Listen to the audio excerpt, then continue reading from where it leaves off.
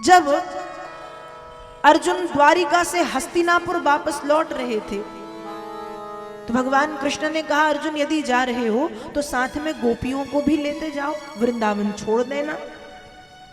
अर्जुन ने कहा, जो आज्ञा प्रभु। भगवान बोले, पर अर्जुन मार्ग में कुछ भील रहते हैं और बड़े भयंकर है, यदि तुम्हें डर लगे तो वहां तक मैं तुम्हें छोड़ सकता हूं।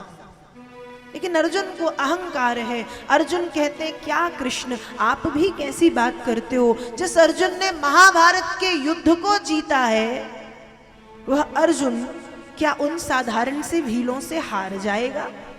भगवान भी मुस्कुराए, कहा तो ठीक है तुम जाओ। अर्जुन चल दिए। भयंकर जंगल जब वो पड़ा, वो रास्ता जहां भील रहते हैं, भीलों ने अर्जुन के रथ को रोका।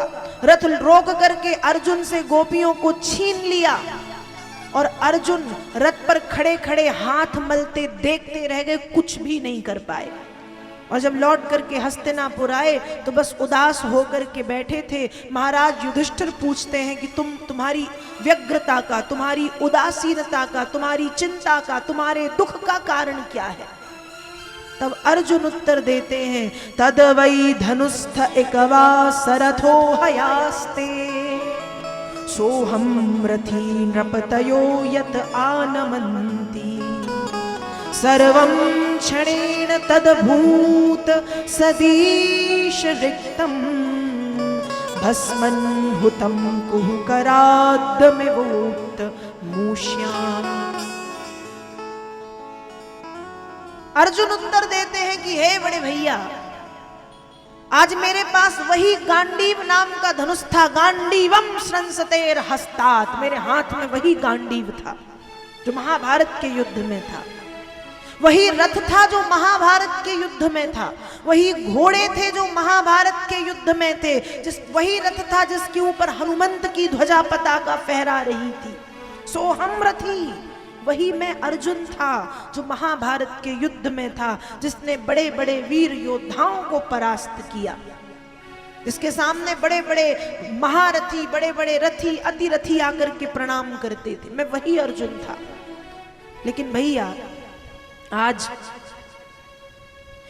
जब मैं आ रहा था तो भीलों ने गोपियों को छीन लिया और मेरे धनुष से निकलने वाले बाण उस प्रकार से व्यर्थ में चले गए जैसे राख में डाली गई आहुति बेकार चली जाती है, जैसे स्वार्थ से की गई सेवा का कोई फल नहीं मिलता, जैसे बंजर जमीन में बोया गया बीज अंकुरित नहीं होता, वैसे ही आज मेरे जो बाण थे वो व्यर्थ चले गए, बेकार चले गए। कहने का मतलब यह है कि पुरुष बली नहीं होत है, समय होत बलवान। भीलनी लूटी गोपिका, सोई अर्जुन सोई बाण। आज भगवान ने भी देवताओं को वही समझाया है कि तुम्हारे ऊपर काल की कुदृष्टि है, तुम्हारा समय बुरा चल रहा है और समय बड़ा परिवर्तनशील है, बलवान है। इसलिए इस समय मैं तुम्हें यही कहूंगा कि तुम राक्षसों से जाकर के मित्रता कर लो। देवता चौंक गए कि प्रभु आप ये क्या कर रहे हो, क्या कह रहे हो? भगवान ने कहा, जो कह रहा हूं वही करो। राक्षसों से जाकर के मित्रता करो, उनसे जाकर के कहो कि भैया हम तो भाई भाई हैं, भले हमारी मां अलग है पर पिता तो एक ही है।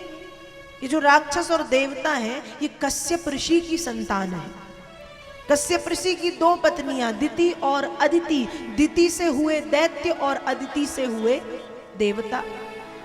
तो राक्षसों से जाकर के कहो कि भैया हम तो भाई भाई हैं, भले हमारी मां अलग है पर पिता तो एक है, और हम भाइयों के झगड़े में हमारा ही नुकसान होता है। वे पूछेंगे कि हम क्या करें, तो बिल्कुल कहना कि हमें समुद्र मंथन करना चाहिए। वे पूछेंगे उससे क्या होगा, तो कहना समुद्र मंथन से अमृत तत्व निकलेगा, जैसे हम दोनों पी करके अमर हो जाएंगे, संसार में हमारा अधिपत्य स्थापित हो जाएगा। भगवान श्री हरि के कहने पर देवताओं ने राक्षसों से जाकर के मित्रता कर ली, संधि कर ली, दोस्ती कर ली। और आपसी सहमति से वे समुद्र मंथन के लिए तैयार भी हो गए। तब भगवान ने देवताओं से कहा कि अमृतोत्पादने यत्नः क्रियताम् अविलंबितम् यस्य पीतस्य वै जन्तुर् मृत्योग्रस्तो अमरो भवेत्। जाओ, बिना विलंब किए हुए अमृत तत्व को निकालने का प्रयत्न करो।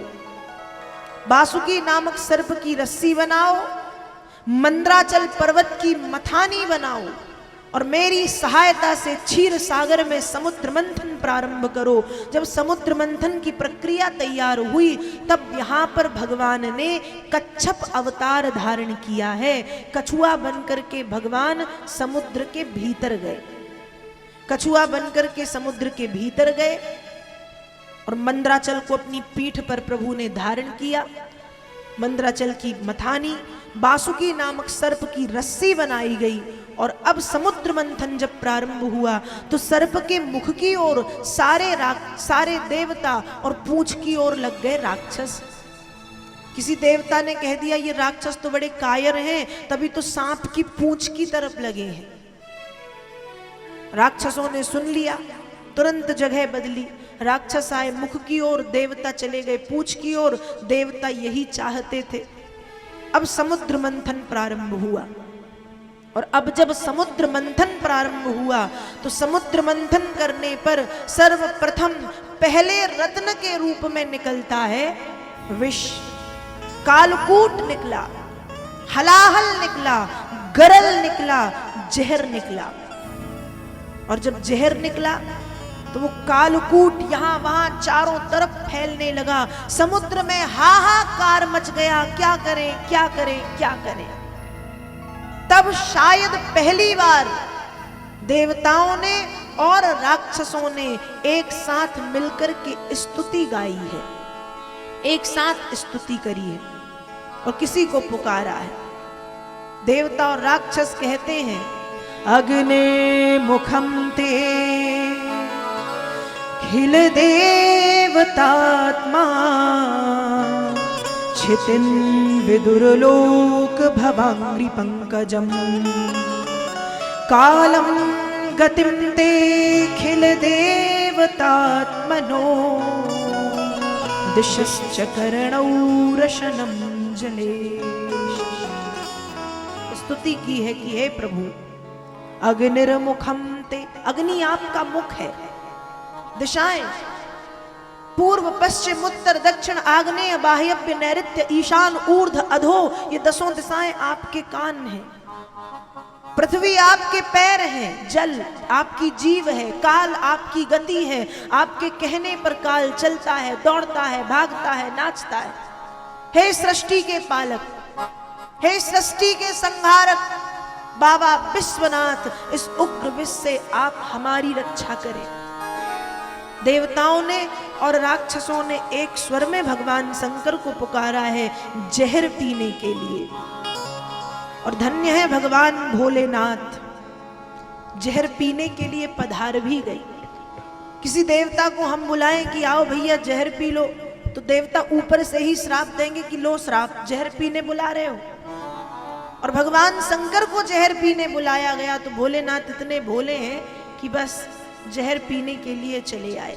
इसलिए उन्हें भोलेनाथ कहा जाता है, वहां महाकाल कहा जाता है, उन्हें महादेव कहा जाता है। इस दुनिया में यदि भाग्य में ब्रह्मा जी ने कुछ लिख दिया है तो उसे काटने की शक्ति स्वयं ब्रह्मा में नहीं है, स्वयं विष्णु में नहीं है। लेकिन ब्रह्मा के लेख को यदि कोई काट सकता है तो भाभी मेट सकही त्रिपुरारी, केवल और केवल भगवान शंकर है जो ब्रह्मा के लेख को भी काट सकते। एक बार अल्प मृत्यु और अपमृत्यु भी टल जाती है यदि महाकाल की कृपा हो जाए तो। मृत्यु तो किसी को नहीं छोड़ती, लेकिन जब महाकाल की शरण में जाकर के महामृत्युंजय मंत्र का जाप किया जाता है तो दरवाजे पर खड़ी हुई मृत्यु को भी एक बार लौटना पड़ता है। ये महाकाल की कृपा है, ये महादेव की कृपा है। तो देवताओं ने और राक्षसों ने कहा यदि आज कोई बचाएगा तो वो केवल और केवल महादेव हैं, वो केवल और केवल महाकाल हैं। और हाथ जोड़ करके राक्षसों ने और देवताओं ने बड़े भाव से भगवान को पुकारा है।